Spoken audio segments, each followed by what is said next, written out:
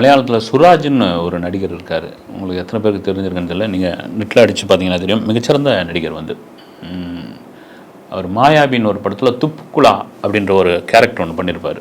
அதுக்கு தேசிய விருது அவர் கிடச்சிது. என்ன காரணம்னா, ஒரு சின்ன வயசில் சைக்கிள் ஓட்டி கை உடஞ்சி ஒரு கை வந்து குட்டையாகிட்டுருக்கும். அந்த குட்டை கையை மறைத்தே அந்த படத்தில் நடித்து அவர் அந்த கையை வந்து யாருமே பார்க்கல. அந்த பர்ஃபார்மன்ஸ் மட்டும் பார்த்து அந்த ஆடியன்ஸ் அது யாருமே விமர்சனம் கூட பண்ண வந்து அந்தளவுக்கு ஒரு மிக திறமையான நடிகர் வந்து சுராஜ். நிறைய படங்களில் காமெடி கேரக்டர் ரோல் இதெல்லாம் பண்ணியிருப்பார் வந்து மலையாளத்தில்.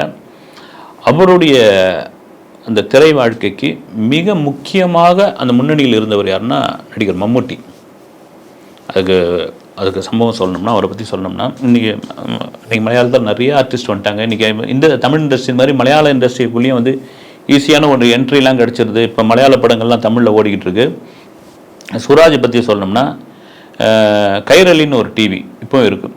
அந்த டிவியோடைய சிஓ யாருன்னா சாட்சாத் மம்முட்டி தான். மம்முட்டியோட டிவி தான் அது. ஆனால் அவர் இல்லைன்னு சொல்லுவார். ஏறக்குறைய அவர் வந்தால் அந்த திடீர்னு ஒரு விசிட் அடிப்பார் அந்த டிவியோடைய அலுவலகத்துக்கு. திருவனந்தபுரத்தில் தான் அதனுடைய ஹெட் ஆஃபீஸ் இருந்தது. அப்போ வந்து கிடுகிடுன்னு நடங்கும். ஏன்னா நடிகரை தாண்டி தனக்கு சம்பளம் தர முதலாளி இல்லையா அப்படின்னு அப்படி இருக்கும்போது அதில் சுராஜ் வந்து அப்போ நடிகராகல.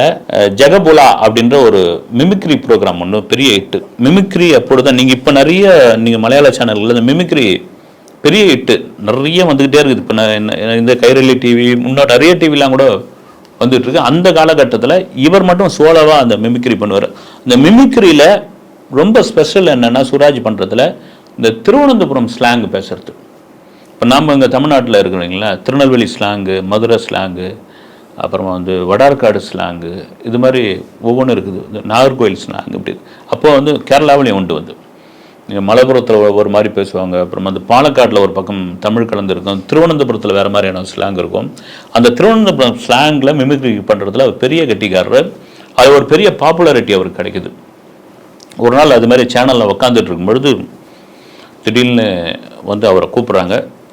சிஓ வந்து அவருடைய கேபின் கொண்டு கூப்பிட்றாருன்னு இவருக்கு பதட்டமாகி போச்சு வந்து சுராஜ். யார் சிஓ யாருன்னு தெரிஞ்சு போச்சு. மம்முட்டி என்ன திடீர்னு ஒரு விசிட்டாக வந்திருக்காரு, நம்மளை வேறு கூப்பிட்றாரு, என்னவா ஏதோவா இருக்குமோ அப்படின்னு ஒரு படபடப்போட அவர் ரிவைண்ட் பண்ணி பார்த்துக்கிறாரு. ஏதாவது ஒரு தப்பாக நம்ம வந்து ப்ரோக்ராம் பண்ணிட்டோமா, இல்லை அவரை ஏதாவது இமிடேட் பண்ணி அவளை வந்து ட்ரோல் பண்ணி ஏதாவது ஒன்று செஞ்சிட்டோமா அப்படிலாம் பார்க்குற எதுவுமே இல்லையே சமீபமாக. அவருடைய அசிஸ்டன்ட் கிட்ட கேட்குறாரு, மம்முட்டி சார் ஏதாவது விமர்சனம் பண்ணமா இடையில அப்படின்றாரு. அதெல்லாம் ஒன்றும் இல்லை சார் அப்படின்ட்டு ஒரு பயத்தோட சார் வரலாமான்றாரு. பாயா உள்ள அப்படின்றாரு வந்து, உன் ப்ரோக்ராம்லாம் பார்த்துட்ருக்கேன், ரொம்ப சூப்பராக பண்ணிகிட்ருக்க அப்படின்னு. சரிங்க சார் அப்படின்னு இது பண்ணுறாரு. அதுலேயும் குறிப்பாக அந்த திருவனந்தபுரம் ஸ்லாங் வந்து உனக்கு கை வந்து கலையாக இருக்குதுயா அப்படின்றாரு.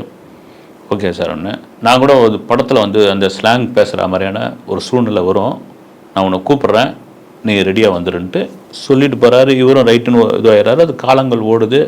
வழக்கம் போல் ஏதோ சரி ஓகே, இவரும் மறந்துட்டார், சுராஜும் மறந்துட்டார், மம்முட்டியும் மறந்துட்டார் போல இவர் நினச்சிட்டாரு. ஒரு கிட்டத்தட்ட ஒரு 8 மாதம் போன பிறகு மம்முட்டிக்கிறது வந்து அழைப்பு ஒன்று வருது வந்து சுராஜுக்கு. என்ன சார் அப்படின்றார் ஃபோனில். இது மாதிரி இன்னும் ஒரு 3 நாளில் பொள்ளாச்சியில் வந்து ராஜமாணிக்கம்னு ஒரு படத்தோடைய ஷூட் ஒன்று இருக்குது. அதில் வந்து திருவனந்தபுரம் ஸ்லாங் பேசக்கூடிய ஒரு கேரக்டர் நான் பண்ணுறேன், என் கிளம்பி வந்துடு அப்படின்றாரு சுராஜ். இவருக்கு பெரிய பயங்கர படபடப்பாகிடுது. என்ன சொல்கிறதுனே புரியல.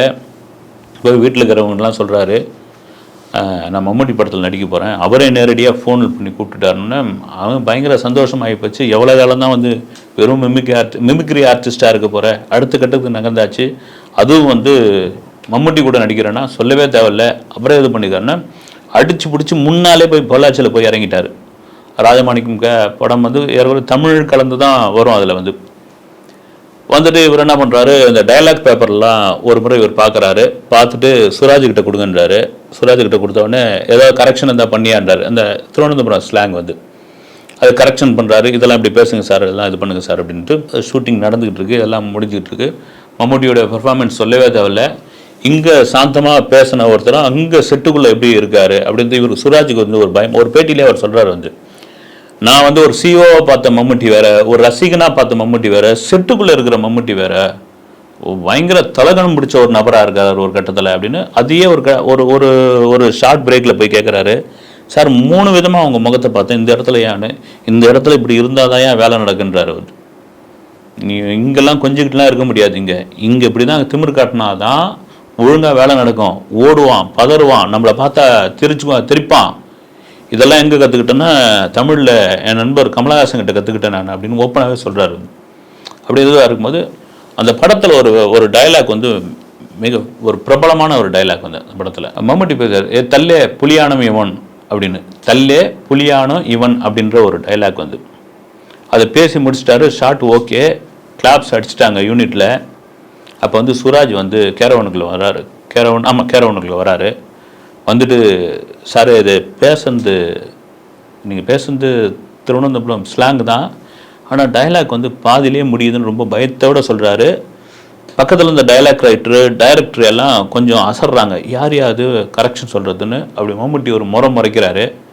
முறைச்சோடனே இவருக்கே ஜர்க்கான பிறகு எல்லாம் சுமாருன்றாங்க. அங்கேயும் வந்து அங்கேயும் நான் தான் ஏற்றுக்கிட்டாலும் அங்கேயும் ஒரு இமேஜின்ற ஒரு விஷயம் இருக்கு இல்லைங்களா. நீங்கள் ஒரு சாதாரண ஆள் போய் மம்முட்டிக்கிட்ட போய் சொன்ன எடுத்தேன், அவ்வளோ director, assistant director, associate director, dialogue writer இவங்க எல்லாம் பார்த்து ஓகே பண்ணது தானே. அப்படின்னா இவர் கொஞ்சம் பின் வாங்கிறாரு.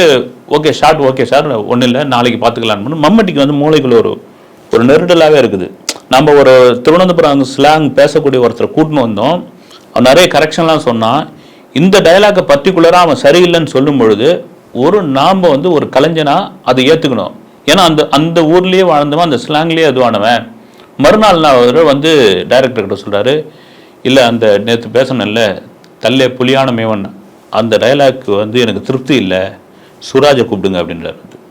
சுராஜை கூப்பிட்டோடனே அவன் நடுங்கிட்டு வராப்புல, நீ பயப்படாத, இல்லை என்ன ஆட் பண்ணி பேசலாம் அப்படின்னு கேட்குறாரு மம்முட்டி. அப்போ சுராஜ் சொல்கிறார், தல்லே புலியான மேமன் இது சாதா புலி அல்ல கழுத புலி அப்படின்னு ஒரு டைலாக் வந்து முடிகிற மாதிரியான ஒரு இது சாதா புலி இல்லை கழுத புலி அப்படின்னு அந்த டைலாக் வந்து முடியுது வந்து அந்த ஸ்லாங்கில் வந்து முடிஞ்சோடனே மம்முட்டிக்கு பெரிய திருப்தி ஆகுது. ஏன்னா ஒரு டைலாக் வந்து ஒரு எண்டே இல்லாமல் மொட்டையாக முடிகிற இடம் வந்து டைலாக் ரைட்டரும் முகத்தில் சிரிப்பு வருது, டைரக்டரும் அதை ஒத்துக்கிறாரு.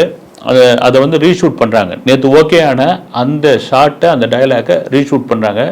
ரீஷூட் பண்ணி ஓகே ஆகுது. ஓகே ஆகி படம் ரிலீஸ் ஆகுது. அஜமாணிக்கம் இந்த குறிப்பிட்ட இந்த டைலாக் வந்து தியேட்டரே கிளாப்ஸ் பண்ணுது, மீடியாக்கள் எழுதுது, விமர்சனம் பண்ணுறாங்க.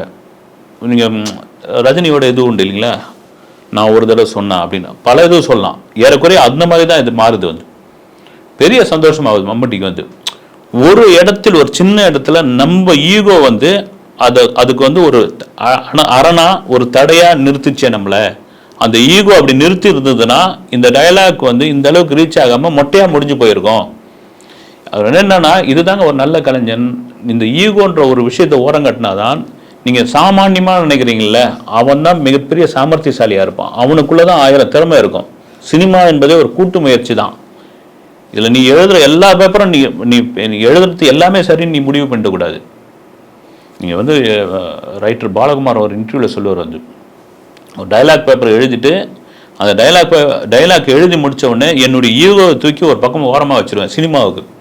ஏன்னா எந்த டைரக்டரு அல்லது அசிஸ்டன்ட் டைரக்டர், அசோசியேட் டைரக்டர் அதில் ஒரு கரெக்ஷன் சொன்னால் அதை ஏற்றுக்கிற மனப்பக்குவம், இல்லைப்பா இந்த கரெக்ஷன் சரியாக வராது அப்படின்னு சொல்கிற ஒரு மனப்பக்குவம் இருக்கணும்.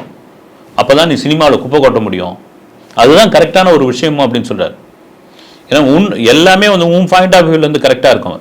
சுஜாதா சொன்ன ஒரு பதில் தான், ஒரு பத்திரிக்கை ஒரு கதை எழுத அனுப்புறீங்க, அந்த கதை ரிஜெக்ட் ஆகுது, திரும்பவும் அந்த கதையை அனுப்புறீங்க, ரிஜெக்ட் ஆகுது, மறுபடியும் அந்த கதையை அனுப்புறீங்க, ரிஜெக்ட் ஆகுது. அந்த வாசகம் வந்து கொந்தளிச்சு போகிறான். எத்தனை முறைக்கும் உன் கதையை அனுப்புறது, என் கதையை நீ பப்ளிஷ் பண்ண மாட்டியா அப்படின்னு கேட்குறான். சுஜாதா பதில் எழுதுறாரு, உன் கதையை வந்து ஒரு 10 முறை படின்றாரு, திரும்ப படின்றாரு. 10 முறை படிக்கிறான். 10 முறை படிக்கும் பொழுது அந்த கதை வேற வடிவமாக மாறி இன்னொரு கதை அதில் உருவாகுது. அந்த கதையை எழுதி அனுப்பான், இந்த கதை பப்ளிஷ் ஆகுது.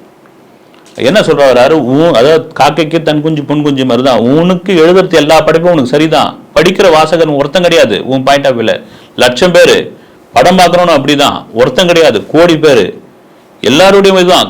அதாவது ஸ்டோரி டிஸ்கஷன் எதுக்கு சொன்னாங்க, இந்த இடத்துல மம்முட்டி வந்து கொஞ்சம் சரிக்கு இருப்பேன் நான் அப்படின்னு கொஞ்சம் அதுலேருந்து சுராஜ் வந்து தன் பக்கமாக்கிட்டு அது அடுத்த கட்டமாக அவரை வெறும் டைலாக் ரைட்டராக இல்லாமல் நடிகராக மாற்றி மிகச்சிறந்த நடிகராக மாறினது. இதுதான் எதுக்கு சொல்ல வரோம்னா, ஒரு நல்ல ஒரு கலைஞன் பல பேரை உருவாக்குறது வந்து ஒரு பெரிய விஷயம். அது தமிழ்லேயும் இருக்காங்க. குறிப்பாக மம்முட்டி வந்து ரொம்ப முக்கியமான ஒரு நபர். வந்து நிறைய அவர் பார்க்குறது தான் வெளியே வந்து ஒரு ஒரு யாரோ கூட இப்போ சொல்லியிருந்தாங்க, வந்து பார்க்குறது வெளியே ஒரு பலாப்பழம் மாதிரி இருப்பார், உள்ளே அவ்வளோ ஒரு ஸ்வீட் பர்சன் அவர், வெளியே பார்க்குறது தான் அப்படின்னு. நாங்களும் ஒரு டைரக்டர்கிட்ட பேசியிருக்கும்போது ஏற்கனவே கூட சொல்லியிருக்கிறாரு. அவர் போய் ஒரு ஒரு கதையை போய் அவர்கிட்ட சொல்லியிருக்காரு, மம்முட்டிக்கிட்ட. பேர் சொல்ல விரும்பல, டைரக்டர் பேரை. டக்குன்னு முணுக்குனுடைய கோவம் வந்து, உங்கள் ஊர் ரஜினிகமல் கிட்ட சொல்ல வேண்டியது தானே அப்படின்னார். ஏன் இங்கே வந்துட்டேன், அதுக்கெல்லாம் ஒத்துக்கிட்டார் அவர். அதுதான் ஒரு நல்ல கலைஞனுக்கான அந்த கோபத்தை வெளிப்படுத்தி அதை உடனே சொல்கிறது, அதுக்கு ஓகே ஏற்றுக்கிறது. ஓகே, அந்த ஈகோன்ற விஷயம் எல்லா தொழிலுக்கும் வந்து கூடாதது, அதுவும் சினிமாவுக்கு இருக்கவே இருக்கக்கூடாது என்பதற்கான ஒரு சிறந்த உதாரணம் தான் இந்த சம்பவம். நன்றி.